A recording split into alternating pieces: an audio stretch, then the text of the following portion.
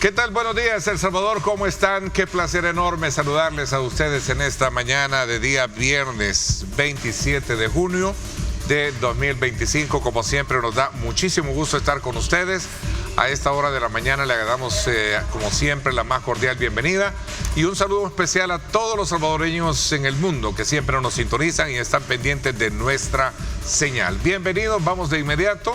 Desde luego, como siempre, a colocar sobre la mesa temas importantes del país que han estado, desde luego, gravitando en el quehacer del debate político, económico y social, particularmente con el más reciente caso donde la Fiscalía General de la República ordenó la captura de estudiantes vinculados supuestamente a pandillas en formación y las cuales se denomina la raza estudiantil.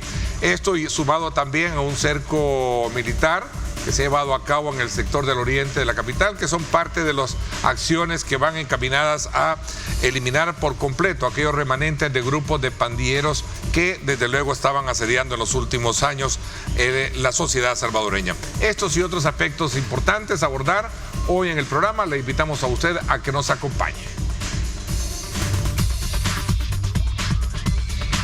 Tras investigaciones de la Fiscalía y la Policía, se ejecutaron operativos en 4 instituciones educativas y se capturaron a 40 estudiantes quienes son señalados de estar vinculados a la formación de una nueva pandilla. Además, se confirmó por parte de la Fiscalía que se allanaron las viviendas de los imputados, donde se encontró dinero en efectivo, un altar a San Simón y una fotografía con señas alusivas a pandillas. Por lo cual, autoridades mencionaron que eran las pruebas suficientes para incriminar a los detenidos. Estos estudiantes solían amedrentar a otros estudiantes, agredirlos sexualmente, consumir drogas y agredir físicamente a compañeros de clase y a estudiantes de otras instituciones. A los jóvenes se les atribuye el delito de agrupaciones ilícitas y otros cargos relacionados con su conducta criminal. El tema de seguridad no termina allí, y es que el gobierno del presidente Bukele ordenó el pasado sábado el despliegue de 2,000 elementos policiales y militares en Ilopango, tras asegurar por medio de denuncias ciudadanas y de inteligencia del Estado que las pandillas buscan reorganizarse en la zona. Hasta la fecha, la Fiscalía ha informado de una captura, donde el imputado es miembro activo de pandilla.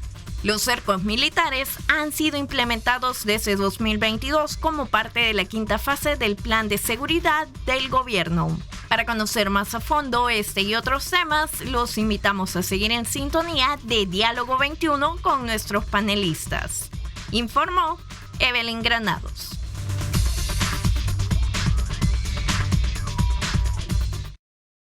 Bien, gracias Evelyn por poner en perspectiva la temática esta mañana. Quiero darle la más cordial bienvenida a nuestros invitados de hoy. Como siempre, Aldo Álvarez, bienvenido. ¿Cómo estás, Aldo? Qué gusto saludarte. Gracias, buenos días, Neto. Buenos días aquí a las colegas del panel, a tu amable audiencia. Gracias. Quiero darle la más cordial bienvenida también a Bessie Ríos. ¿Cómo estás, Bessie? Qué gusto saludarte. Buenos días, un placer acompañarles. Un saludo para toda la teleaudiencia. Un saludo para los compañeros y compañeras del panel y ojalá que pues andemos manejando con tranquilidad en estos días porque con lluvia la gente se desespera tremenda la y lluvia. el caos se pone Saludo cordialmente este día a nuestra invitada especial, doña Mélida Villatoro, con nosotros acá también. Gracias por aceptar la invitación de poder compartir sus puntos de vista con relación a las temáticas de este día. Bienvenida, doña Mélida. No, pues muchas gracias por la invitación. Me siento privilegiada. Y siempre impera mi pensamiento que de estar frente de un micrófono es una gran responsabilidad. Contenta, Ernesto, y saludando con mucho cariño al magisterio salvadoreño que aún está en el mes del maestro celebrando, y del padre. Bueno, y usted también, ¿verdad? Como maestra también. Claro, felicidades claro, también. sí. Gracias. Definitivamente, loable labor de todos los maestros. Y tienen derecho a seguir disfrutando la semana, ¿no? Sí, este día los maestros de San Vicente estarán el día de mañana estarán en una buena fiesta. Damos un saludo muy especial. Señores, de acuerdo a las investigaciones, la Fiscalía, que ha hecho la Fiscalía y las autoridades para la captura de estos estudiantes es que ya estaban dándole forma para la creación de una pandilla cuyo nombre, según las investigaciones, se denominaba la Raza Estudiantil. ¿Cuál es tu impresión? Voy a comenzar contigo, Walter. Bueno, en primer lugar, voy a sentar una postura personal con relación a las acciones que se han hecho de parte de la Fiscalía y la Policía. Me parece, cuando yo estaba viendo la noticia, Ernesto, me di cuenta que por primera vez en este país hay Estado. Que el Estado se impone y se respeta frente a la posibilidad de que surjan grupos que en un futuro no muy lejano puedan convertirse en criminales y que disputen el monopolio de la fuerza como lo hicieron las pandillas. A mí me transportó ver esas imágenes a los años 90, principios de los años 90, el 92, cuando vinieron los avionazos, ¿verdad?, de los bajados, como le llamaban a los homies que venían deportados de Estados Unidos de las cárceles y que fueron los que crearon las primeras, fueron la génesis de lo que se convirtió después en Pandillelandia. Y fíjate que a los que reclutaban en ese tiempo eran precisamente muchachos de los institutos nacionales que andaban en el centro, ¿verdad? Ellos andaban reproduciendo su guerrita en ese tiempo, agarrándose a cinchazos. Sí. Ve si se acordará porque tiene edad suficiente para eso, y se quitaban la camisa, se arrancaban los cinchos, y esos eran los trofeos. Y cuando llegaron estos bajados, que no hallaban para dónde ir, si llegaban al centro de San Salvador, y empezaron a ver eso, comenzaron a decirle a los muchachos, miren, vengan, nosotros les vamos a enseñar nuevas técnicas. En vez de usar un cincho, mejor usen un aspirómetro, es más efectivo. En vez de usar un cuchillo, usen un trabuco, les voy a enseñar cómo se hace, ¿verdad? Y empezaron a brincarse ahí en los sótanos del centro de San Salvador. Unos pocos años después, eran colas de muchachos metiéndose a las maras. No hicieron nada los gobiernos de Arena en ese tiempo. No sé si porque no comprendieron o porque no les importó o porque vivían pensando en la corruptada que iban a hacer, y eso era más importante, y se beneficiaban de la criminalidad.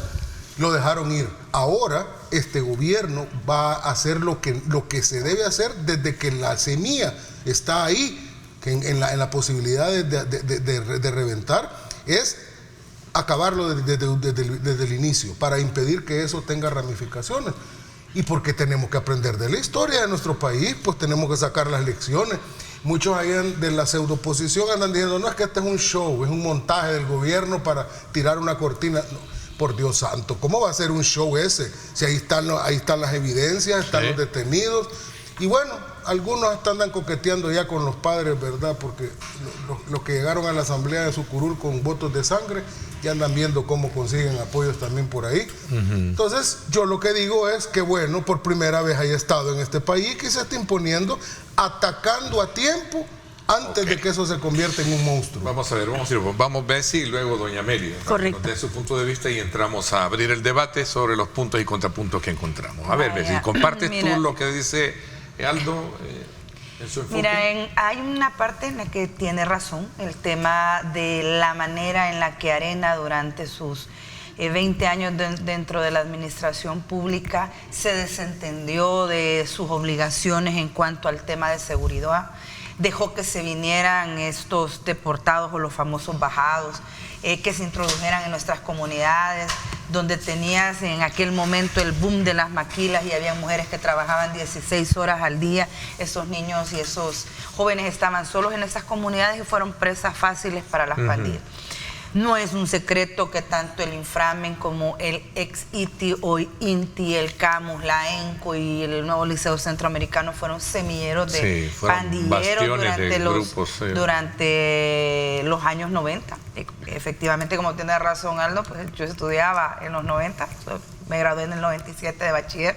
Recuerdo haber vivido esa época de pasar en el microbús escolar en medio de la lluvia de piedras. Tengo clarísimo cómo se formaron.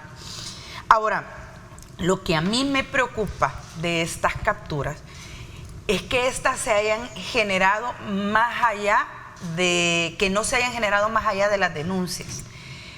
Porque de esa manera es como se han llevado detenida a un montón de personas que no tienen vinculación con las maras. El mismo presidente ha hablado de más de 8,000 personas que han estado detenidas, han sufrido torturas dentro de los centros penales y no la debían ni la temían. En esta captura de 40 estudiantes hay 4 estudiantes de salud que son voluntarios después de haber terminado su servicio social con comandos de salvamento. El mismo jefe de comandos de salvamento ha entregado las cartas de estos 4 jóvenes. De esos son 2 mayores de edad, que serían Daniela Abigail Alas Rivas, ¿sí?, y Daniela Beatriz Magaña Arteaga, más 2 menores de edad que no se pueden pronunciar su nombre por ser menores de edad, quienes de manera voluntaria cubren vacaciones, trabajan con comandos de salvamento, no reciben pago. Una de ellas hace turnos nocturnos para apoyar. Y el mismo director de comandos dice que no han tenido ningún tipo de conducta. ¿Qué te preocupa de eso? Que puede ser. Yo he visto las fotografías que subió el señor fiscal que ha sido recuperada del teléfono, ¿no? Pero hay muchos ahí que es por el dicho y por la denuncia. Y si algo se ha demostrado hoy por hoy es que el solo dicho con vinculación comete el grave error de llevarse personas inocentes detenidas. Y bueno, y lo otro es principal, que no lo podemos obviar. El fiscal dice que la investigación lleva más de 1 año. Eso es lo que dice el fiscal, pero son denuncias bastante complicadas. Porque te está hablando de agresiones, te está hablando de un montón de temas, y ahí yo también voy con un tema de responsabilidad con los directores de los centros educativos. Porque más que aterrorizarte como papá de tener un hijo que está detenido, embartolinado por estas vinculaciones, yo como mamá también estaría aterrorizada que el centro educativo, que debe ser un lugar seguro, permita que tengamos este tipo de situaciones y haya dejado pasar un año las investigaciones. Y para concluir, esto termina de corroborar y comprobar que no se han terminado las condiciones estructurales de exclusión y de falta de oportunidades en las zonas populosas, porque estos centros educativos son populosos. Y se sigue manteniendo entonces que la delincuencia o organizarse para delinquir sigue siendo atractivo para esta generación, y eso es preocupante porque es un cambio de mentalidad que no se está logrando. Doña Mélida, comparte lo que han dicho sus antecesores, lo que dice el enfoque que hace Bessie. Bueno, yo respeto cada posición, voy a partir de eso para mí. Creo que lo que dice Bessie y Aldo pues son antecedentes históricos importantísimos que no podemos olvidar.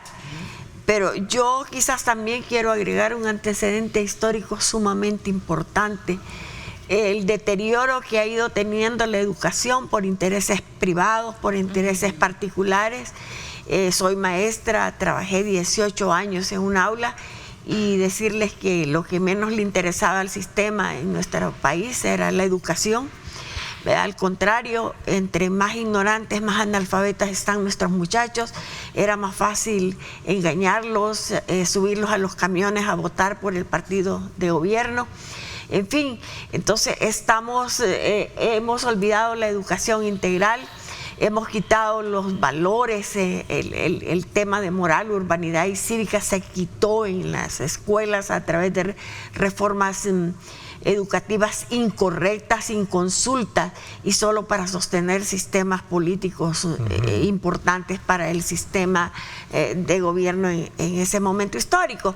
Y decirles que esto es un problema viejo. Las maras y las pandillas siempre han existido, solo que en las épocas, agregarle a lo histórico que plantean los amigos del panel, Aldo y Bessie, es que antes habían pandillas buenas, pero eran precisamente para defender sus equipos de fútbol, de softball, de básquet, sobre todo en San Salvador. Yo trabajé en el interior, en los cantones de Morazán, pero sí habían grupos importantes para hacer campañas de fútbol, de deporte, sí, ¿verdad? Bueno, pero el tema importante es el abandono al proceso educativo, al sistema educativo que ha tenido en los gobiernos de Arena, y se terminó de arruinar con los gobiernos del Frente, y peor con el gobierno de Sánchez Serén, un profesor de la segunda generación de los fundadores de Andes 21 de junio, no es de la primera generación, nació después. Y qué triste que un maestro, primero que estuvo de ministro y después de presidente, abandonar totalmente el sistema educativo, ese concepto de educación donde están integrados maestros, padres de familia y alumnos. Pero siendo pragmático con el tema de la detención de estos... Sí, ahora voy al punto. El punto es que realmente los resabios que quedan del tema del abandono de la educación en El Salvador, sobre todo la desintegración de la familia, el quitarle el mando a los maestros, la autoridad, digamos, a los maestros, y esas leyes perversas que surgieron en los 90, 97, donde se le da una garantía y que no deben tocar a los niños.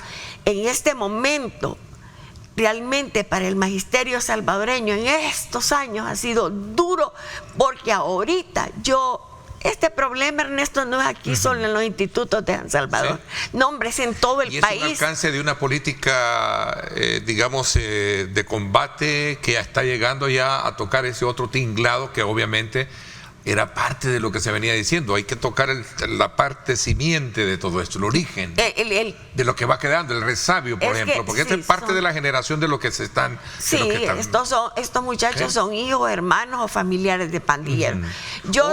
O jóvenes que toman de modelo lo que en su crecimiento van viendo. La educación, la educación que han tenido, porque no perdamos de vista, la educación en la familia, en la casa. Porque son 40 estudiantes. Sí, pueden ser más o menos. Yo en este momento no metería, invito a comandos de salvamento que no metan las manos al fuego por nadie, que esperemos, por favor, el proceso, ¿verdad? Que esperemos el proceso y la investigación. Es bien peligroso estar metiendo las manos al fuego. Hechor y consentidor pecan igual. Así dice la ley. Bueno, abrimos el debate entonces. ¿Qué dices tú, Aldo? Pues sí, algunos puntos elementales que debatir, porque son 40 estudiantes. ¿Es esto solamente una expresión? Hay más, Ernesto. Mire, y hay, por ejemplo, del resto yo en un programa le decía yo de la escuela de Las Flores de Tonacatepeque, si ahí a los profesores les faltan al respeto para decirles comer tal cosa, a las maestras, mire, eso no se tocan los hígados. Y los padres de familia, está bueno, hijo, que lo hagas, no te dejes, porque los maestros van a maltratarte. Entonces, o porque le aplazan al hijo. Sí, lo que pasa es que tenemos que ver esto desde una perspectiva más macro. O sea, la realidad es que en una sociedad los fenómenos sociales siempre generan nuevas expresiones sociales. Estos son polvos de aquellos barros. ¿Hace cuántos años atrás, poquitos años atrás, aquí vivíamos en Pandillelandia? 4 años. O sea, no tenemos que ver décadas, 4 años. ¿Qué eran las escuelas hace 4 años? Antes de que llegara el presidente Bukele, ¿qué eran las escuelas? Las escuelas eran lugares donde las maras cooptaban jóvenes para llevárselos como reclutas, pues reclutaban, y el que no lo mataban. ¿Ha sido a tiempo esta desarticulación? Claro, yo lo dije al inicio, para mí es en el momento en que se empieza a gestionar, porque así nació la hidra de 7 cabezas, ¿verdad? Que fueron las pandillas, que se convirtieron después en... Y si esto es en la escuela, en los barrios y las colonias, ¿se tendrá todavía todo esto? Voy a ser un poquito más práctico para entrar a ese debate más interno, ¿no? Y menos... No, pero lo que pasa es que no puedes verlo así nada más desconectado. No. Porque aún hay un modelo.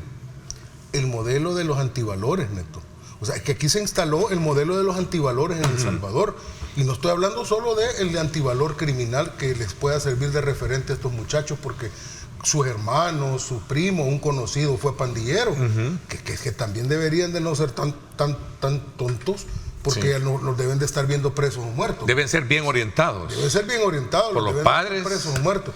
Pero no solo eso, es que la sociedad de los antivalores en la que hemos vivido es una sociedad en general.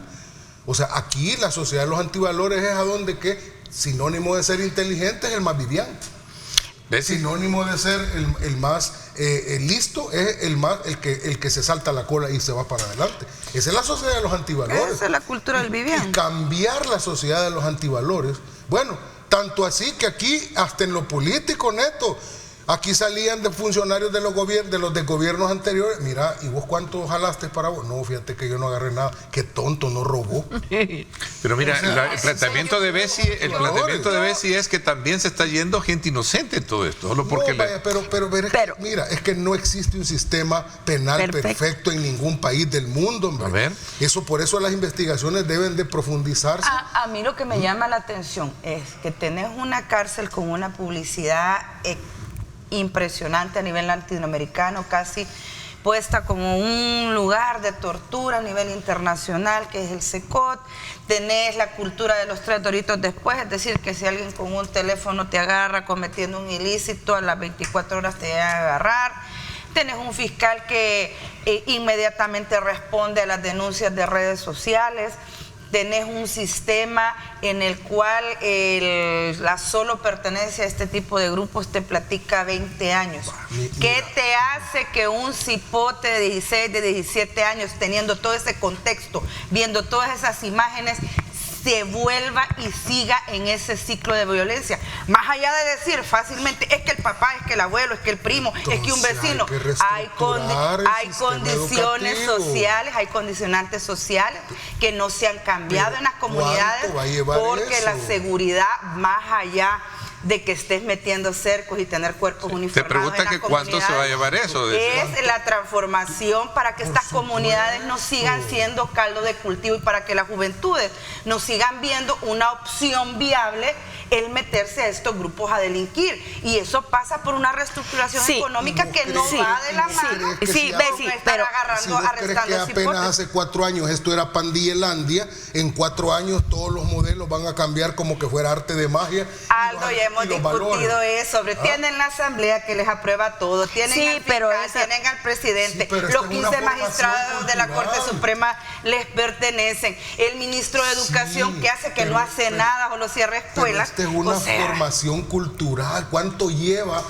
El cambio de una generación son 10 años. Vas a hacer las reformas hoy y vas a ver los resultados culturales dentro de 1 o 2 generaciones. Es que eso no funciona como que fuera así magia. Ahora, yo siento que esta situación vivida por los maestros, directores y profesores de estas instituciones ha sido bien importante porque a tiempo han coordinado con la Fiscalía. Y ellos, usted que ha sido maestra, no lograron olfatear, estaban ahí pasando. Claro que ellos no palpan ese. Tienen exactamente lo que decía Bessie, alertado, ¿no? Más de un año de investigación. Por eso es que yo sostengo, esperemos, no podemos decir que han capturado inocentes, porque la investigación viene y yo sí creo que en el caso de estos jóvenes van a salir los que no estén untados, no hayan colaborado. Pero aquí no olvidemos que la ley dice hechor y consentidor pecan igual, ¿verdad? Entonces, bueno, el punto, para mí lo más importante es la capacidad que ha tenido el director, los directores, los maestros y los padres de familia, que en algunos momentos he escuchado yo que entienden, ¿verdad? Que se investigue, que se haga justicia. Y la justicia es pareja, ¿verdad? Ahora, yo creo que están envolviendo este tema del problema pandilleril, que ha quedado estas secuelas y va a quedar durante... Bueno, yo me acuerdo que hace unos 6 años yo decía, Dios mío, van a pasar 50 años y las pandillas no se van a terminar. Yo me voy a morir, decía yo. ¿Son remanentes familiares de todo? Mire, ¿o es un modelo de sociedad que se adquiere de lo que decía, del polvo eres? Es que lo que pasa... Sí, polvo de aquellos barros, es decir, lo que pasa, mire, Ernesto, lo que pasa es que este es un tema bien complejo.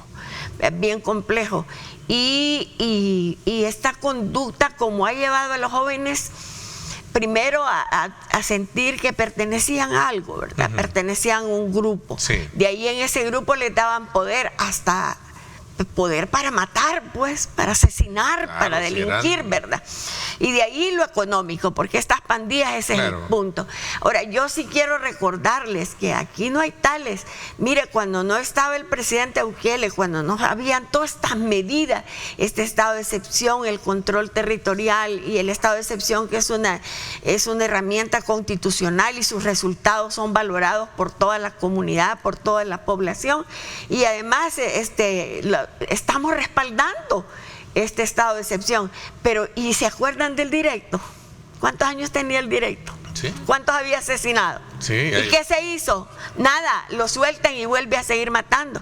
Y este cipote que hace poco soltaron, hace un año lo soltaron, porque así fue, las leyes perversas. Sí. Entonces, a matar a un cabo, a un señor cabo de la policía. Yo te aseguro que en ese hipergarantismo de derechos humanos en el que nos metieron en la posguerra. Si esto hubiera pasado ahí y hubiera llevado esa foto, mira, haciendo señas de rifando, como le dicen, rifando el barrio, como le llaman, el juez hubiera dicho, ajá, ¿y cuál es el delito? No, mira que son, sí, pero ahí ellos están usando su derecho constitucional de expresar y no están cometiendo nada. Por tanto, estos muchachitos son ángeles del Señor. Váyanse para. Fue bueno eliminar ese estado garantista, estado garantista. Y no olvidas aquella procuradora, pues, claro, que le decía a mis niños. Sí, se fue a meter. Que Dios en gloria la tenga. A ver, si te veo callada, ¿no? Lo que pasa es de que, mira... porque tu tesis es que... ¿Y el control territorial dónde está? ¿No te has preguntado? El culpar a los derechos humanos es fácil. Lo que aquí hubo fue un abandono institucional en la cual la clase política dominante en ese momento decidió ver el tema de seguridad como un negocio. Y era importante mantener altos índices de delincuencia para que estas empresas de seguridad surgieran y le dieran salarios de hambre a los vigilantes. Y ahí todos los políticos que estuvieron en el poder fueron cómplices de todo ese desastre que se cometió. Y ahora resulta de que la culpa la tienen los derechos humanos y no el abandono institucional al que estuvo sometido la población. Abandono en educación, abandono en salud, abandono en seguridad, en el tema social, salud mental, nada menos. Hoy en la mañana están saliendo los sindicatos de maestros diciendo que han identificado enormes cantidades de estudiantes en los centros educativos con problemas de depresión. Casi cada 2 días estás viendo que jóvenes se están suicidando por temas de depresión. Mira si sale el ministro de Educación a decir vamos a hacer un plan con un acuerdo, vamos a llevar psicólogos o algo, nada.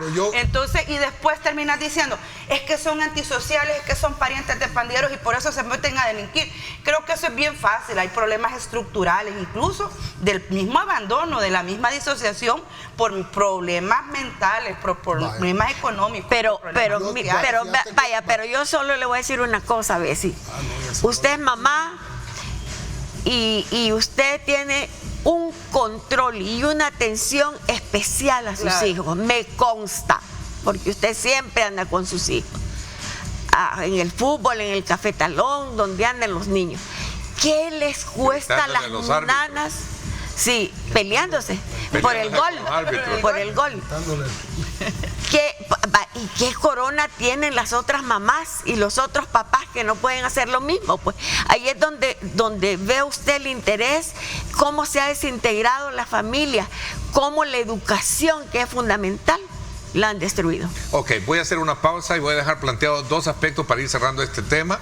Vamos a irnos también a ver el tema del cerco ya en términos generales de la política de seguridad.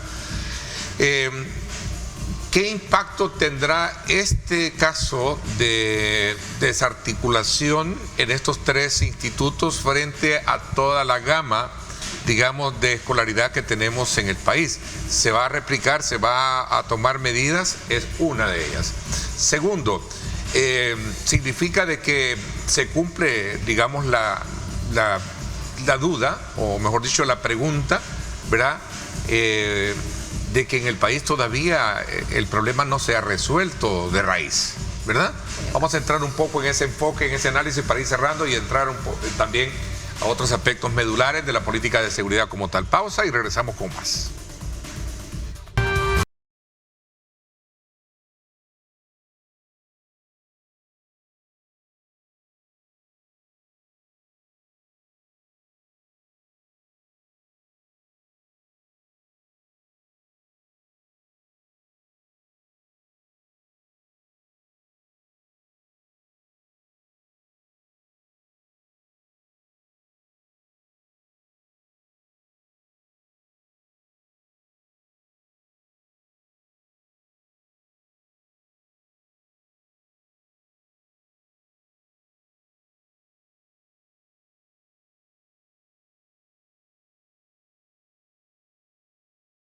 Bueno, sin duda alguna, como siempre, a esta hora de la mañana le invitamos a usted a que siga disfrutando de nuestra programación y, por supuesto, de una rica taza de café. Y por eso, pues, buen provecho también para nuestros panelistas que degustan con nosotros una rica taza de Café Rico, porque rico es calidad, el café perfecto de la mañana.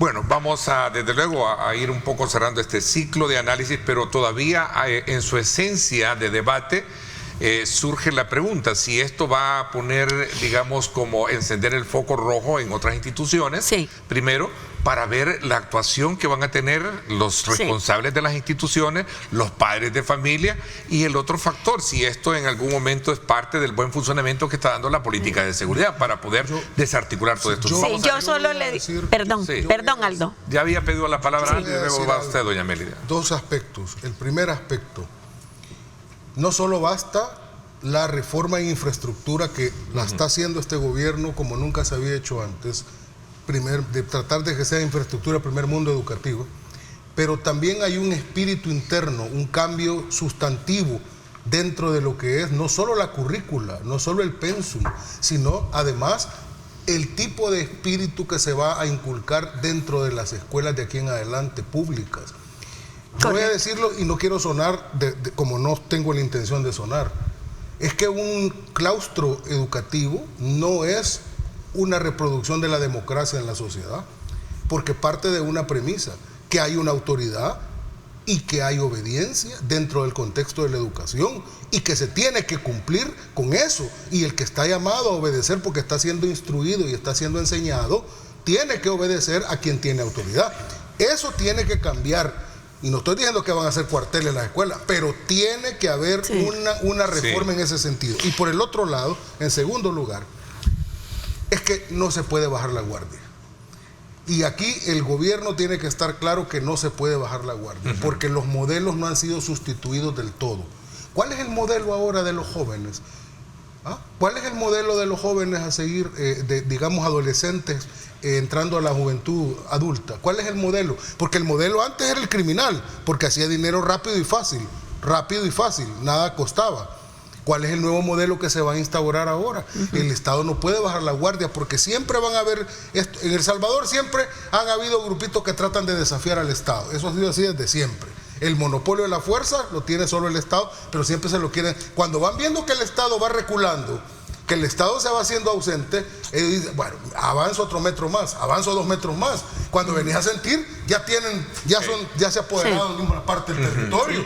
Entonces no se puede bajar la guardia todavía en ese contexto hasta que le quede claro a todos los grupos en este país que el monopolio de la fuerza solo la puede tener el Estado y que solo hay un camino para prosperar. Coincide el trabajo con lo que Paz-Etienne y el esfuerzo, y que los jóvenes sepan que la única manera de tener éxito en la vida es esforzarse y estudiar. Vamos a ver, yo continuando, solo decir en este tema que usted menciona, Ernesto, estas medidas son ejemplarizantes y las medidas ejemplarizantes trascienden y van a trascender en los padres de familia, en los jóvenes, en los maestros y en el mismo Ministerio de Educación. Miren, en todo país, en todo el mundo, la educación es fundamental para las transformaciones. Entonces, ahora bien, yo sí les digo, si este modelo es ejemplarizante, si esta situación que nos han dejado esas leyes perversas como el Código del Menor, la Ley del Menor Infractor y otras que uno ha sido testigo de cómo las han manejado y con cuáles han sido los intereses oscuros. Entonces, yo diría que si así como están las cosas, con este modelo ejemplarizante que ha coordinado la Fiscalía, los maestros, los directores de estos importantes y populosas instituciones, a guerra cantada no hay muertos maestros, a guerra cantada no hay muertos padres de familia y alumnos, y toda la sociedad colaboremos. Estas escuelas son escuelas de aprendizaje de pandillas, de bullying, de irrespeto a los maestros, desde que se suspendieron, como dije al principio, la clase de urbanidad, civismo y fundamentalmente moral. ¿Dónde están las iglesias desarrollando los valores, las virtudes del ser humano inherentes? Con esas nacemos, nos transforma la sociedad enfermiza en la que nos ha tenido estos 30, 40 años atrás, cada día en más descomposición. Por último, hago un llamado serio a los padres de familia. ¿Cómo es eso que no saben qué andan haciendo los hijos? ¿Cómo es eso que no revisan los teléfonos? ¿Cómo es eso que no saben que ya no van a las escuelas? Revisen a sus hijos, por favor. Hay modelos de madres solteras que hemos mantenido a los hijos y hemos creado buenos ciudadanos. ¿Cómo va a ser ustedes, madres de familia valientes, que no van a ver qué andan haciendo sus hijos? No culpemos a nadie, cada quien asuma su responsabilidad, por favor. Y los medios de comunicación también asumamos la responsabilidad. Los que tenemos el privilegio de venir a estos espacios, hablemos claro, hablemos de verdad con la experiencia vivida y el dolor de dónde venimos, de enterrar niños, de enterrar nietos, de enterrar jóvenes. ¿Para dónde vamos? Busquemos la salida con mejor luz. Vamos a ver. Por cierto, saludando a Mauricio Caballero, España, que te escribía, ¿no? También, y Rolando en Texas. Saludos muy cordiales a todos los salvadoreños por el mundo. Dime. Mira, para mí es evidente que no se ha resuelto el tema de pandillas, porque no ha resuelto el tema de la exclusión social en las comunidades, y se va a transformar el tema de la delincuencia y tendrá otros nombres si no se logra solucionar los problemas estructurales. ¿Es un problema de exclusión social? ¿Me estás introduciendo esa figura dentro de eso? Es un tema de un sistema que no es equitativo, que genera pobreza, y si bien es cierto, la pobreza jamás va a ser sinónimo de delincuencia, no deja de ser cierto que dentro de la pobreza se generan caldos de cultivo para la delincuencia. El efecto de la paz como falta de conflicto, que está sostenida por la militarización de los territorios, dura poco y solo se sostiene a puro garrotazo. Tenés que cambiar las condiciones estructurales para no mantener a las poblaciones bajo una bota que, si no hacen caso, pues lo garroteamos. Tenés que cambiar las condiciones, y esa es una realidad que debemos de tomar en cuenta. El tema de salud mental en los centros educativos es importante, y nadie lo... Yo les di los tiempos a los dos. Es importante el hecho de tomar en serio la salud mental de los estudiantes. Aquí se están suicidando cualquier cantidad de estudiantes, y yo aquí no escucho un trabajo, mira, tan fácil que es coordinar, y no tenés ahí a la Universidad del Salvador. ¿Por qué no hace un convenio el Ministerio de Educación con la Universidad del Salvador y que los estudiantes de psicología de cuarto o quinto año puedan trabajar en los centros educativos? Tan fácil que sería. Aquí lo que falta es voluntad política de querer abordar ese tema, y hombre, aquí la gente prefiere ir a donde un brujo que le pase un huevo para ver si se le quita la depresión, en vez de ir donde un psicólogo. Tenés hipotes de 14, 15 años que se están suicidando. Es grave, y personas que incluso están presentando problemas de disociación, tendencia al crimen, en razón de condiciones de salud. Y por supuesto, el ambiente arruina al resto. Si tenés a alguien con esas condiciones en un sistema educativo que se presta, donde podés contaminar a los demás, ahí está también el punto. Sí, vamos a ver. Pero es que todo tiene que ir en paralelo. Es que mira, uno no debe pensar a una sociedad así de una manera simple, sino multidimensional. Así es. O sea, todo está conectado. ¿Será que la autoridad va a estar entrando a hacer, ¿cómo se llama esto? Operativos o arqueos dentro de arqueos, ¿no? O sea, cateos, perdón, dentro de los centros escolares, general, para poder de alguna manera... estamos tan... Puede ser a través de la pesquisa. Ha pasado hace tan poco tiempo la realidad de donde venimos, que todavía no ha pasado suficiente, no ha habido suficiente espacio para que se instale culturalmente el nuevo modelo. Ese es el problema. Pero... O sea, si es que la bota en las comunidades, es que tienen que ir todo en paralelo, porque mientras todavía no se haya una sustitución del modelo cultural en los jóvenes que aprendieron el modelo de los antivalores, es necesario estar siempre alerta para que no traten de surgir aquellos que desafían el monopolio de la fuerza del Estado. ¿Sabes por qué? Porque antes el eslogan en las comunidades tomadas por las pandillas eran ver, oír y callar. ¿Y sabes por qué? Si tiene que seguir habiendo botas, porque ahora el eslogan, yo lo declaro, usted que me está oyendo, es ver, oír y denunciar. Ese es el nuevo eslogan en la comunidad. Pero no a los inocentes. Pero no a los inocentes ni por venganzas personales, que han habido mucho. Para eso está la investigación. Para eso está la investigación, pero Sí. la denuncia tiene que estar ahí.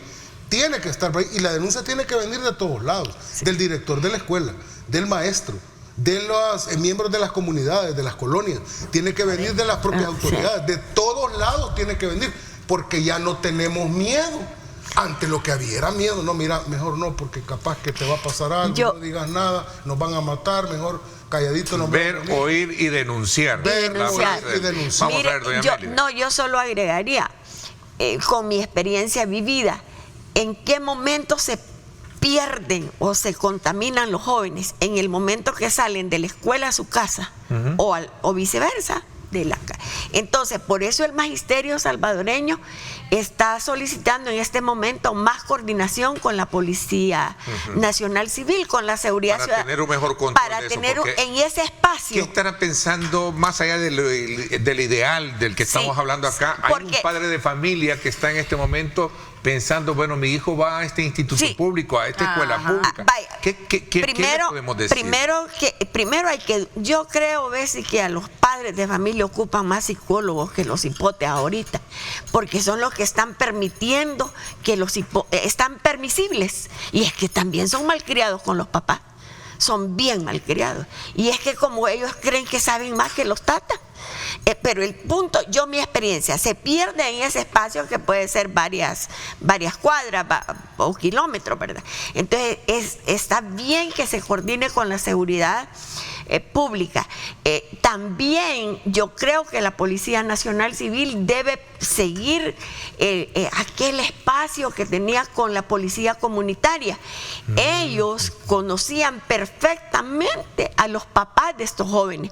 Y yo, con lo que plantea Bessie, yo creo que esas son las salidas integrales, como dice Aldo, va paralelo. Por eso es que este gobierno se ha caracterizado que todo lleva a la par. Si no, miremos por qué los hipotes ahorita tienen becas. ¿Coincide con el tema de la bota, como dice Bessie? Es que lo que pasa, pero sí, en el tema de que Bessie cree que el tema de que haya militares, policías, eso contamina el ambiente. No, la gente, Bessie, en los cantones, la gente viera qué contentos pasan le dan de comer a los soldados, a los policías. O sea, en las rurales, donde hay, tal vez aquí en la metrópoli no, porque aquí lo que dice Aldo, aquí está los rebeldes, los que están en contra del Estado, los que están asosados por estos opositores, en fin, hay otra cultura, pero en las comunidades viera cómo se alegran, porque allá se han sufrido. ¿Sabe qué es a lo que yo me refiero? Es al hecho de que para mantener la paz social tenés que tener militarizado y no hay una conciencia de paz. Entonces estás regresando al tiempo que tenés que tener un par de guardias para controlar un pueblo. Me parece un retroceso. Sí, no. ¿De dónde surge? Desde el más allá. Desde el cambio, de las conducciones pero es estructurales. ¿Y cuánto tiempo lleva el cambio cultural? Manejan todo, Aldo. Manejan todo, por favor, hombre. Esta vez todo se el cree control que de tienen. repente en la mente de los jóvenes va a aparecer otra forma de pensar. No, es un proceso. Requiere un proceso, pero empieza por la decisión política y vos mejor que nadie sabés que la decisión política es lo importante. Yo he sido profesor durante 25 años. A mí no me vienen a contar el cuento y he visto generaciones pasar. Y has sido político y sabés que la decisión política pasa primero. Va, con todo el que ya está sonando la música. Pero ahorita vamos a la implementación de este nuevo cerco militar en los sectores de San Bartolo y Lopango, que también va bajo esa mirada, bajo ese horizonte de saber, bueno, cómo está funcionando, los alcances que tiene la política de seguridad y los efectos que esta está generando en la sociedad. Voy a la pausa, 7:17. Gracias por estar con nosotros.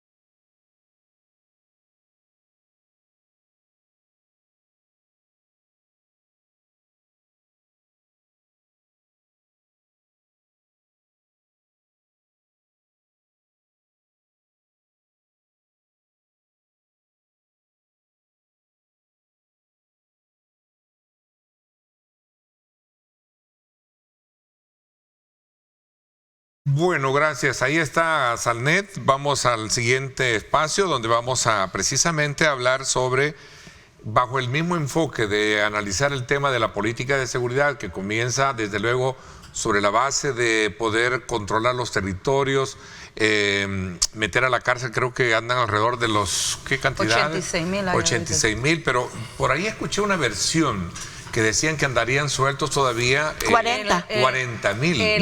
El comisionado para los derechos humanos, David Guzmán, es el que dio esa declaración.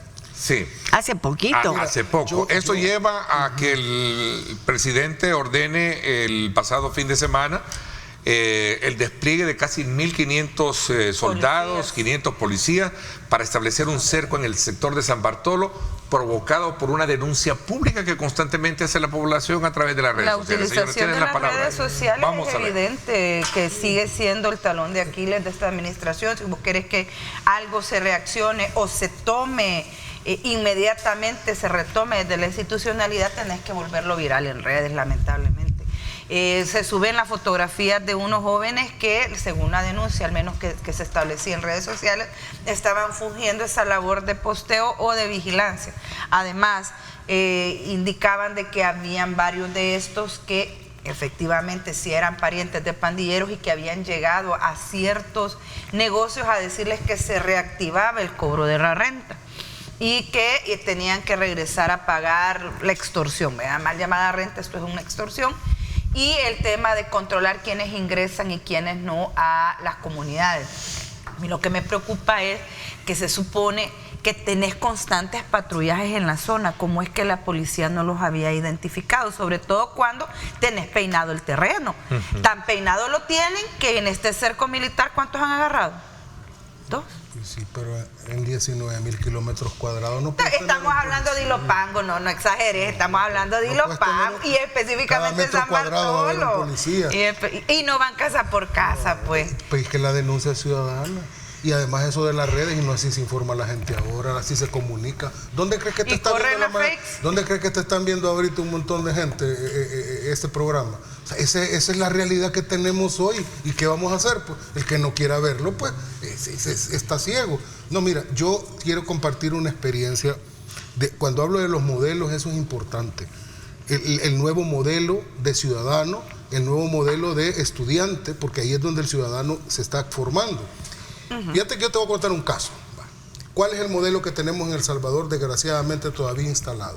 El modelo de que el dinero fácil, todo fácil, sin mucho trabajo, sin mucho esfuerzo, la cultura del vivian, y desafiar a la autoridad porque el maestro no me puede mandar, y desafiar hasta a mis padres porque si me hacen algo yo los denuncio. O sea, ese modelo que está funcionando todavía lastimosamente. Hay que desmontarlo. ¿Cómo se desmonta?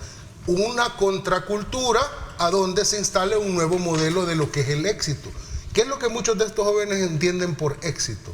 El éxito es hacer dinero rápido a cualquier costa. Te voy a poner un caso que yo vi de primera mano. O ser youtuber y tiktoker. Sí, pero lo fácil y lo rápido. Pero sí. Te voy a poner un ejemplo. Yo que tuve la fortuna y la honra, ¿verdad?, de representar a mi país en la República Popular China. ¿Qué es lo que pasan haciendo los muchachitos que están en la escuela desde la primaria? Pasan en la escuela todo el día, hasta las 3 de la tarde, 4 de la tarde, y como ahí el modelo es que hay que ser altamente competitivo, porque la competencia es brutal, y solo los que realmente están bien formados van a lograr tener éxito. Salen de ahí y los padres lo llevan a extracurriculares, estudios de lo que sea, deportes, artes, lenguaje, otros idiomas, y los pobres muchachitos llegan a las 6 de la tarde, a las 7 a su casa a hacer los deberes que les dejaron en la escuela. ¿A qué hora van a tener tiempo de andar yendo a vagar, a fumar droga, a andar viendo a quién? No tienen tiempo porque ellos saben, desde niños le instalan el modelo que es tan competitiva esa sociedad, que solo los que se esfuerzan y trabajan duro son los que van a tener éxito. Entonces, claro, ¿a quién se le va a ocurrir decir, bueno, me voy a meter a la criminalidad porque ahí está el éxito fácil? Pero fue una decisión política, institucional, de que así fuese que la educación durara hasta las 3 de la tarde, que la competencia fuera la que privilegiara, porque aquí en este país te voy a decir, los mejores estudiantes de medicina para escoger ya su especialización, se supone que las 10 primeras notas escogen los hospitales, y sabes que las 10 primeras notas que llegaron a quererse inscribir, ya habían gente inscrita antes, pariente de quién. Aquí sigue privilegiando la cultura del Vivian. Entonces, mientras sigamos con eso, es bien difícil instalar el tema de la competencia, porque aquí el trabajo no lo recibe el que esté mejor capacitado, sino que el que tiene cuello con el político de turno. Bueno, yo voy a volver al tema de...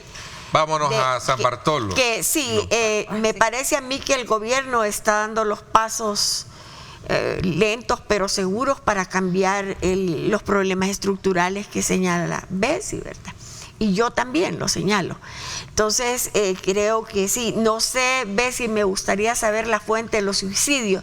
Yo en lo personal ando trabajando con ese tema y tenemos un gran aliado, el doctor Ricardo Sosa, que tiene una ONG que Amo a la Vida, ¿verdad? Y con la esposa. Y hemos ido a escuelas y aún con los cuerpos de seguridad, con la policía, hemos dado charlas. Y yo acompaño mucho al doctor en ese tema porque es grave pues en todo el mundo, pero sí me gustaría la fuente y los datos para seguir metiéndole el diente. Y por otro lado, yo sigo con la posición.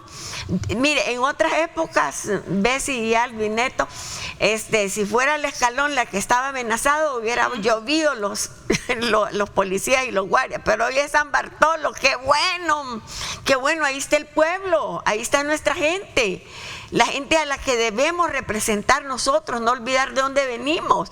Entonces, qué bueno San Bartolo, y qué bueno que la población avise, y qué bueno que anden casa por casa con el tema de la casa segura, porque no solo es que se esconden los delincuentes. Miren, la familia, mucha familia que se acostumbró a vivir de la extorsión, de la mal llamada renta, están acostumbrados a recibir dinero y hoy se han quedado sin ese dinero y ahí andan encubriendo a los malacates, como decimos en mi pueblo. Entonces, miren, yo pienso que las comunidades siguen valorando el tema de la seguridad, el tema del estado de excepción. Eso es importante porque aquí más del 90% está aceptando el estado de excepción, está valorando lo que el presidente Bukele, lo que el gobierno está haciendo, valorando que la Asamblea Legislativa siga con el tema del estado de excepción, prorrogándolo, y en fin. Pero al final, qué bueno que esos pueblos como Oilopango, que han sido tan golpeados por los terroristas, delincuentes, siga siendo atendido inmediatamente, porque allá en Morazán, en un cantón, Candelaria, Huachipilín, estaban pidiendo un cerco, sí, pero primero fueron a San Bartolo. Qué bueno, fíjese, porque allí hay una población de verdad. Dicen que en Las Margaritas aquí están denunciando que Las en el sector de Las Margaritas hay muchachos bien, digamos, de dudosa apariencia y también disciplina. En San Jacinto o Colonia, ¿qué me dice? Vamos a ver. Las Margaritas es una colonia. La Santa Cristina. Sí, o Cristina todas esas comunidades. Mire, Las Margaritas fue bastión de las pandillas. Imagínense. Entonces, yo creo que ahorita. Pero ¿quién estará detrás de todo este resurgimiento? Mire, son los que han organizado el crimen organizado, valga la redundancia. Para darle el dato a doña Mélida, es el Observatorio de Suicidios, y se establece que en El Salvador se han reportado desde 2021 hasta la fecha más de 600 suicidios. Bye. Gracias, ¿ves? Okay. Observatorio, sí. Una cuestión ahí con respecto a la presencia militar policial, porque la Fuerza Armada lo que hace nada más es darle backup, pero el que se dirige a la policía. Mira, ahora hay Estado. ¿Qué significa ver policías en las comunidades? Significa que ahí está el Estado, porque antes, no me dejará mentir Bessie, Aquí la gente te decía, no sé, y ni la policía entra. Era cierto, y era cierto. Cuando decía eso, ¿qué estaba queriendo significar la gente? Que ni el Estado ahí no puede entrar, porque ahí los que mandan son los criminales. O había un abandono institucional, el Estado decidió abandonar. Mira, andate a la Campanera, que es ícono, no porque sea la única, pero es ícono. Están levantando un puesto policial chulada, como se dice popularmente, de varios pisos. Ese es el Estado. Ese es el Estado. Ahí hay Estado. La misma Campanera que cuando llegaron a reconstruir el centro educativo, sacaron corriendo a los trabajadores del minero. Porque los de gobiernos anteriores no tenían dinero, no querían ni podían, porque andaban viviendo en la corrupción. Y la educación era lo último que les importaba si estaban pactando con las pandillas. Las sociedades son perfectibles, ¿verdad? Claro. Como el ser humano es perfectible. Entonces, yo creo que... Voy a regresar y les doy la palabra para ir cerrando este ciclo y pasamos a otros temas también que... yo invitaría al Estado a que vuelva la vista para Vía Suchi de San Juan Opico. Es una comunidad grande y hay que rescatar todo lo que ahí se ha hecho. Y allí hubo una ¿Será pandilla? Era una pandillandia terrible, pero ahorita hay solo ancianas y ancianos. Vamos a la pausa y regresamos con más. Quédese con nosotros. Gracias.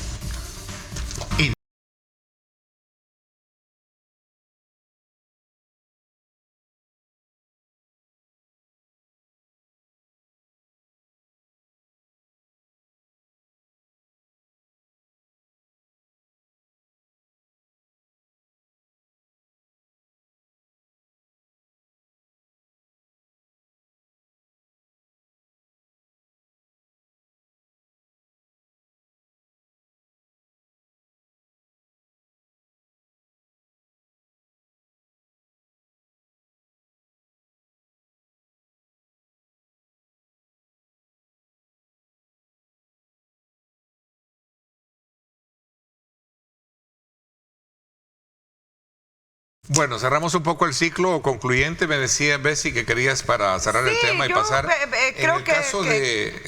Vámonos al tema judicial, ¿no? Sobre el tema de las capturas y algunas resoluciones ya judiciales. Sí. En el caso del doctor Enrique Anaya, ¿no? Que ya se dieron. Y de Ruth Eleonora, que la Cámara confirmaba la detención. Pero antes de tomar el tema, creo que es importante, regresar con el tema, ¿verdad? Recordemos que la ausencia de conflictos no necesariamente implica que sea paz, menos si esta está sostenida solo con cuerpos uniformados. Hay que cambiar las condiciones estructurales en las comunidades, porque si no vamos a tener el problema de Sísifo. Todo el tiempo va a haber que estar arrestando y arrestando y arrestando, porque siempre van a ser esas zonas de caldo de cultivo, y eso no debería de ser de esa manera. Debemos retornar más bien a esos periodos en los cuales doña Mélida no me dejará mentir, que el primer bachiller del Instituto Nacional, Francisco Meméndez, usualmente era candidato a la presidencia de este país, y ahora es uno de los institutos donde más capturas se han dado y de donde salen esas fotografías bastante vergonzosas con el tema de la reincorporación o estos neófitos en estas pandillas que están surgiendo. Creo que este sería un llamado principal, y nuevamente el Ministerio de Educación sería importante que den una conferencia de prensa y que nos expliquen qué están haciendo. O cómo van a hacer para controlar más esa parte, que yo creo que es medular. Porque cualquiera, yo te vuelvo a insistir, cualquier papá debe de estar bastante preocupado. Exactamente, qué buen punto que me tomas ese elemento. Pero también hay un montón de papás que tienen sus hijos ahí que dicen, hombre, era el compañero, lo estoy viendo haciendo señas. ¿Qué pasaría si tú ves y yo tuviésemos nuestros hijos en un instituto? Yo ya tuviera del cuello al director, porque me explique. Yo me refiero en el sentido de la preocupación, que mi niño puede estar contaminado, lo pueden estar asediando, puede estar amenazado, ¿no? Es un tema. ¿Cómo te puede decir a vos que en un centro educativo que debe ser un centro seguro para la niñez y la adolescencia te digan que hay agresiones sexuales? Sí. ¿Qué está pasando? O que los amedrentan, que las autoridades en el tema de educación no dicen. Aquí hay un dato, voy a someter este otro tema. Yo quería ya irme un poco del tema ese para irme a lo judicial, pero aquí hay un dato que no lo hemos abordado. Y es una realidad, por eso yo les decía, seamos prácticos más de idealistas en este foro. Sí, yo porque ese privilegio, como dice doña Mélida, sí, es que es un lujo venir a hablar, pero hay una realidad allá detrás. Mira lo que dice acá. Mira, Ernesto me dice, no digo el nombre por razones de seguridad, pero por lo que está diciendo. Las pandillas siguen. Los placazos han vuelto por todos lados, en Santa Tecla, calles principales, etcétera, y no están haciendo nada las autoridades. Más arriba dice otro, igualmente, hay paredes manchadas en muchas colonias donde todavía se mantienen vigentes y nadie los quita, mucho menos la autoridad, está diciendo. Sí, ahí está un punto importante. El punto es que en el nuevo El Salvador que estamos construyendo, no solo es un nuevo El Salvador a partir de la infraestructura, es que tiene que hacer también, el nuevo El Salvador debe haber una mutación psicosocial de una manera de pensar la vida y de vivir la vida, de lo que solo se pretendía ser materialmente hacia el ser.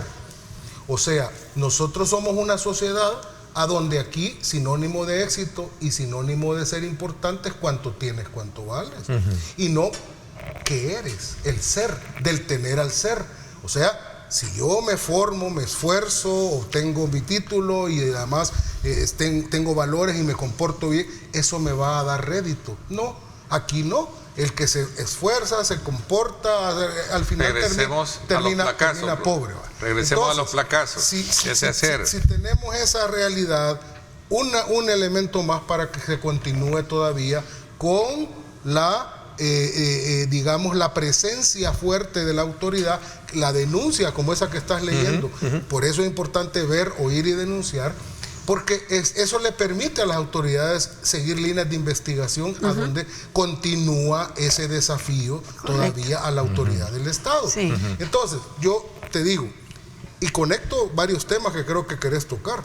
El punto es que este país estaba tan en la cloaca, estaba tan en la barranca, que todo estaba, la gente dice, es que la asamblea era un nido de ratas, estaba corrompido, es que el órgano ejecutivo, todos los presidentes ladrones anteriores estaba corrompido, y uno va a creer que el órgano judicial era un oasis de pulcritud y un oasis de ética y no había corrupción. No, hombre, no nos chupemos. Yo solo decirles que es cierto lo de los placazos y los grupos. Yo les estaba diciendo, estos institutos son los que han salido, pero en todas las escuelas es a nivel nacional el problema, serio, muy serio. Entonces a mí me parece que lo que se ha sentado el precedente en este otro momento histórico y en cuanto a las etapas, ¿verdad?, del control territorial, yo pienso que debe de redoblar el esfuerzo del proceso aquel de la sexta etapa, la extracción, ¿verdad? Y es que todas tienen que ver.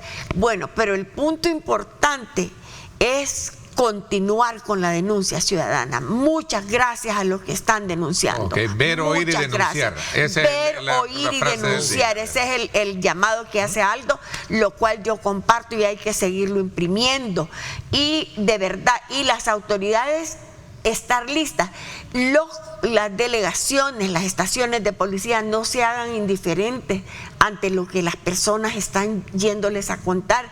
Denle gracias a Dios que ahora sí le tenemos confianza a la policía. Sí les podemos ir a avisar, sí hasta les marcamos del número personal, pero no nos vayan a fallar. Hagan caso a la población. Sí, yo creo que vámonos al tema judicial. Me llama interesante, solo para cerrar eso, ver, oír y denunciar, qué bueno. Y a rogarle a Dios que se vuelva viral su denuncia en redes, porque si no, no accionan. No accionan. Y eso es complicado, ¿verdad? Debemos de erradicar también ese tema de que tiene que volverse viral una nota o una denuncia, como para que actúen las autoridades tan rápido. Y nuevamente un llamado al Ministerio de Educación.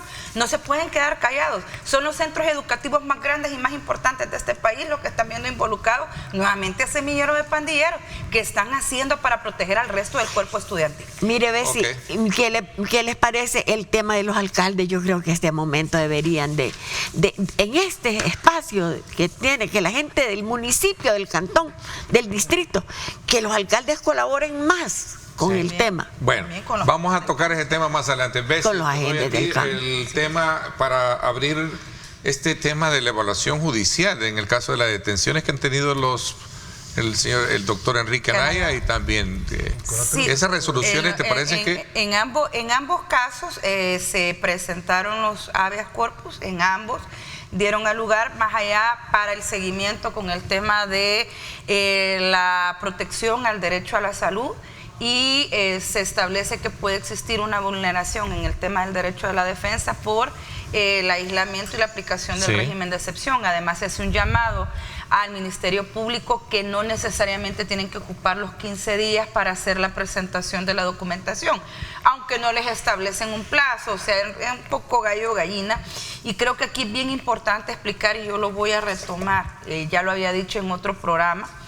Aquí hay mucho abogado que está vendiendo el tema de presentación de habeas corpus como que este recurso va a sacar en libertad a su pariente. ¿Sí? Eso no es cierto. Wow, palabras mayores. La exhibición personal es solo para verificar las condiciones. ¿De dónde surge esto? Bueno, de cuando se tenían presos políticos que eran desaparecidos y la gente ponía el habeas para que les exhibieran el cuerpo, es decir, poder ver a la persona, ver que estuviera bien, saber a qué tribunal estaba establecido, garantizar su derecho de defensa poniéndole el abogado.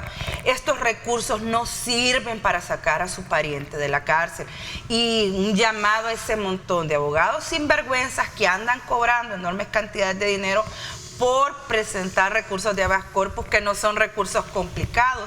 Miren, en el caso del doctor Anaya, en el caso de Ruth, rápidamente les han resuelto sus recursos, no así el caso de otras personas que hasta 7 observaciones tiene el escrito. ¿Por qué será eso? Que lo han se ve de forma rápido y devuelve el fondo. ¿Por qué será? Perdóname. Que les han resuelto rápido, dices. Porque ha sido bien presentado. Cuando vos presentas un escrito bien hecho y la forma cumple todos los requisitos, te vas al fondo. Pero si vos presentás un escrito hecho con los pies, claro que te lo van a observar en la forma, y es de una changoneta, de una sinvergüenzada del abogado decirte es que se han puesto exquisitos. ¿Y se ha respetado el debido proceso en el caso de ellos dos? Como en términos generales, desde mi perspectiva, el contexto en el cual reciben las capturas estos compañeros defensores de derechos humanos genera más dudas que certezas. A mí sí me preocupa el tema del condicionante de salud en ambos casos, porque ambos están con condiciones de salud bastante complicadas. El tema de que la llegada en ambas capturas es a través de, en el caso del doctor Anaya, de personas de civil en vehículos particulares, ingresan a la casa de la hija. En el caso de Ruth llegan a medianoche.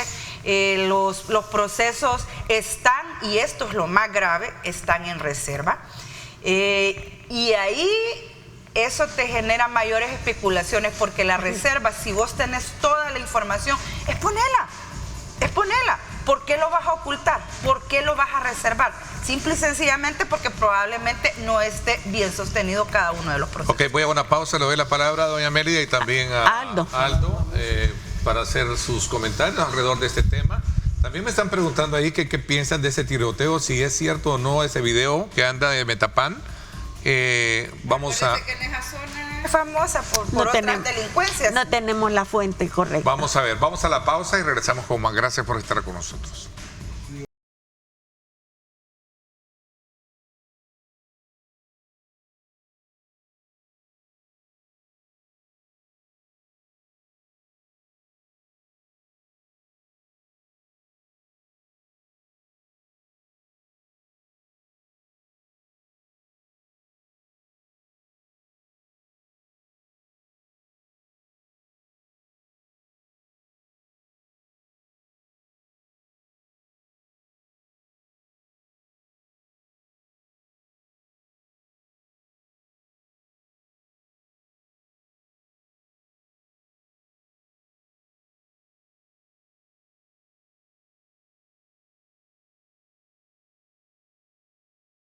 Bueno, gracias nuevamente por estar con nosotros. A ver, ¿cuál es su impresión, Aldo, con relación al planteamiento y al análisis de esta situación judicial de estas dos personas que han estado, desde luego, sometidas al proceso luego de ser capturados por los delitos, el doctor Enrique Anaya y también Ruth López? Sí, ¿Cuál es mira, en primer lugar, lo que yo decía en el segmento anterior, uno no puede pensar que en este país, en las asambleas, ¿verdad?, de los desgobiernos anteriores, ahí eran nido de ratas, que el Ejecutivo era una bola de corrupción y que el órgano judicial era un oasis de pureza. O sea, eso, pensar de esa manera es no haber vivido en El Salvador, y yo que soy abogado de profesión y que litigué muchos años y que pasé desde que era un cipote de 18 años meritoriando en varios juzgados,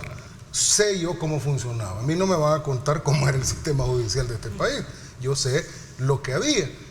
Y de ese sistema corrompido, no digo el 100%, habían jueces probos, pero de ese sistema corrompido, a donde habían abogados que tenían conexiones por aquí y por allá, y que ahí fluía dinero para poder ir a repartir y que al final las sentencias salieran así como bien favorables, haciendo pasar lo blanco por negro y lo negro por blanco.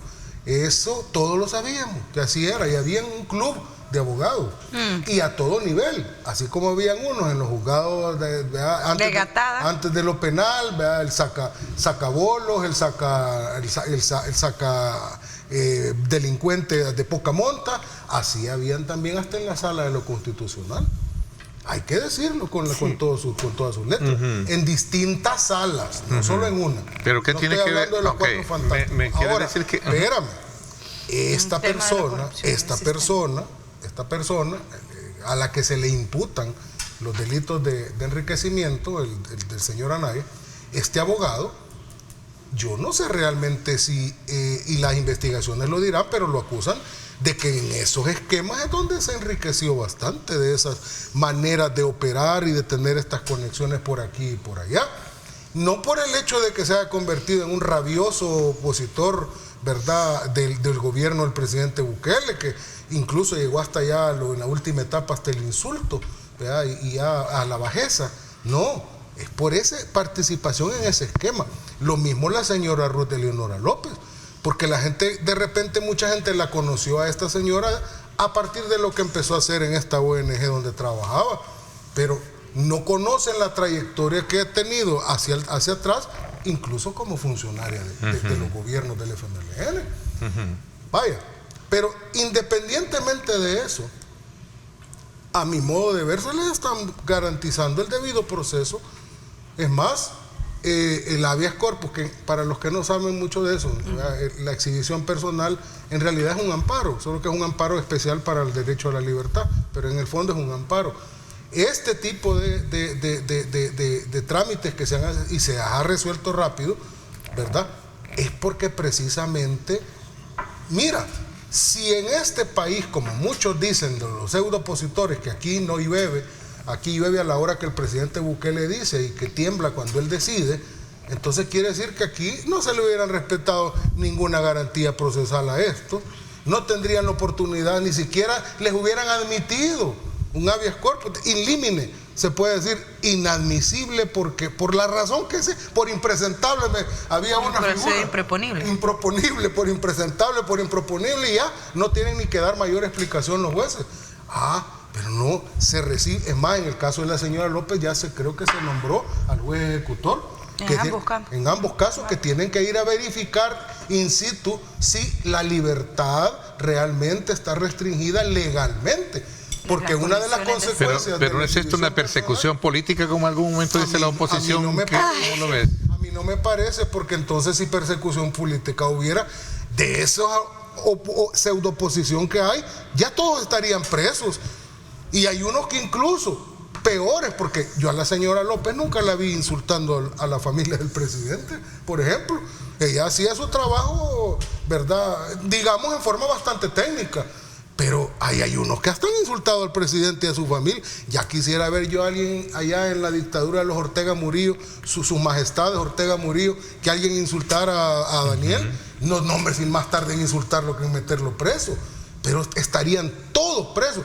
Y hay un montón, como dice la APES, fíjate la gran APES en lo que se ha convertido, la APES, que están saliendo periodistas en desbandada, en un éxodo como el que era de los judíos de Egipto, saliendo de El Salvador huyendo, y vengo yo, te cuento, públicamente los he encarado, porque no me enseñan la lista, con nombres y apellidos, ¿cuántos están yendo? Para el resguardo de seguridad de ellos, por eso no se presentan la lista. Y no, ya están afuera, pues. Su grupo familiar. Mira, y aprovechando que mencionaste a la APES, mi solidaridad con Malcolm Cartagena, a quien el fecha 25 de este mes, es decir, hace 2 días, le llegaron a la casa en búsqueda de su hijo, que es periodista, que ha sacado un reportaje sobre el tema de aumentos patrimoniales en un círculo cercano a la actual administración.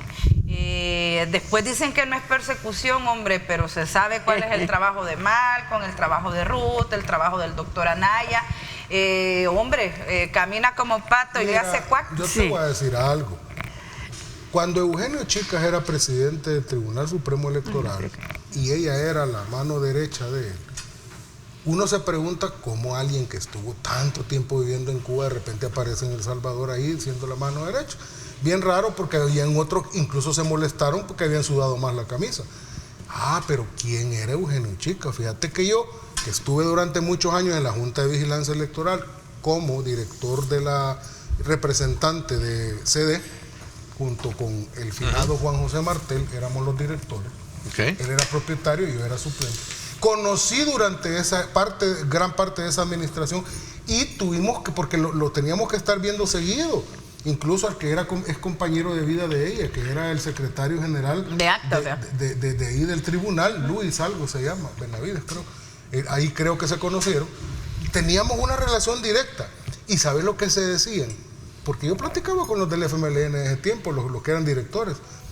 Ellos en el FMLN no lo querían a Eugenio Chicas porque decían que él era el hombre de la inteligencia cubana, que les había metido ahí en el FMLN para que les informara de todo lo que pasaba. Mélida, y que le habían puesto a la señora esta, que se graduó allá en Cuba, para que le ayudara a hacer su trabajo. La oposición política cuestiona que esto es una persecución política. Sí, ¿Qué pero, piensa? vaya, Primero, decirle qué ironía de la vida. Ahora sí, ellos sí se atreven a autotitularse de perseguidos políticos, no les da vergüenza. Si en aquellos tiempos ni siquiera, cuando de verdad éramos perseguidos políticos y presos políticos, no tenían valor de ser críticos, ni siquiera críticos, estaban escondidos debajo de las camas. Ahora bien, con este caso de los derechos humanos, a mí sí tengo fuente fidedigna que los 30 casos que fueron interpuestos ante la CIDH han sido subestimados, ¿verdad? Por falta de pruebas. Desestimados. Desestimados. Ya ven que estar con los abogados es bien bueno. Entonces, estos son desestimados. Entonces, pónganle atención a eso, no tienen pruebas. Ahora, yo al señor Anaya, él ha sido un sacador, así era bien conocido a nivel nacional. No me vengan a decir que ha defendido los derechos humanos, nunca, al contrario, ha jodido los derechos humanos de otros. Entonces, y la muchacha esta, ella trabaja, es empleada de los derechos humanos, ellos son delincuentes, uno por enriquecimiento, bueno, los dos por enriquecimiento ilícito. Dejen que la ley, el Estado de Derecho, la ley siga su curso y ya veremos pues, si no hay después.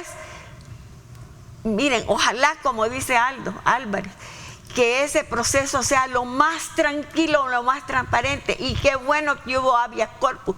Antes a los presos políticos no les admitían los habeas corpus, y si se los admitían no existía un abogado valiente que fuera juez a ejecutar. No, miren, estas mentiras, estas piltrañas, ya no, en el pueblo ya no las queremos. Hablen claro, seamos honestos, venimos de un pasado duro donde hemos resistido los valientes, donde no hemos traicionado, no nos hemos vendido. A ver, Bessie, conclusiones. Pues yo espero que se presente. Se molestaron cuando hicieron la reforma al órgano judicial y se jubilaron un montón de jueces. La purga judicial, decimos. Claro. Vamos a ver, tus conclusiones. Corruptos a los 60 años, ya voy a ver por dónde va a ir llegando ahí. Yo me solidarizo a ver si ahí en el caso de Anaya contra Omar Pastor, cómo maltrató a un hombre que toda la vida luchó, el doctor Pastor. Espero que todas estas denuncias sean investigadas. El observatorio de la APES, muy a pesar de que pueda ser cuestionado o no les agrade, es un observatorio que está desde 2019, tiene registradas todas las agresiones. peligroso lo que está pasando con Marcos Cartagena, que es otro gran crítico también de esta administración, junto con Ruth, junto con el doctor Anaya, la gente de la cooperativa El Bosque, el pastor y el abogado Alex Enríquez, la salida de Ingrid del Socorro Jurídico. Hombre, el que no quiere ver, pues cierra los ojos. Los autoexiliados, ¿no? Que cada quien decide por su seguridad salir, ¿no? Entonces, ojalá que se siga el debido proceso. Y estos casos es importante que sean públicos. Quiten la reserva en estos procesos. Doña Mélida, 10 segundos y Aldo. Todavía estoy esperando la lista de la APE, del éxodo. No, yo creo que el que sean estos casos en reserva es importante para los acusados, ¿verdad? Que sigan así como estimen conveniente. Yo, muchas gracias, y le digo, esta mañana he estado aprendiendo mucho y sintiendo el dolor de los que están sufriendo, de las víctimas. Yo quisiera que los que sufrieron, por ejemplo, esas huérfanas, esos huérfanos, que los derechos humanos hicieran algo por los niños asesinados por los terroristas pandilleros. Ok, vamos entonces despidiendo el programa, agradeciéndoles, Aldo, como siempre, gracias por tu presencia. Gracias también a ti, Bessie, y gracias a doña Mérida por haber aceptado también la invitación de estar acá con nosotros. Cuídense, compartiendo. pórtense bien y no ingresen a las estadísticas. Vamos a despedir el programa, no sin antes invitarlos a que continúen con nuestra programación y por supuesto también que puedan pasar un feliz fin de semana. Así es que gracias por mi parte, eso es todo por hoy, pásenla bien y como siempre recuerden lo más importante, amar a Dios sobre todas las cosas.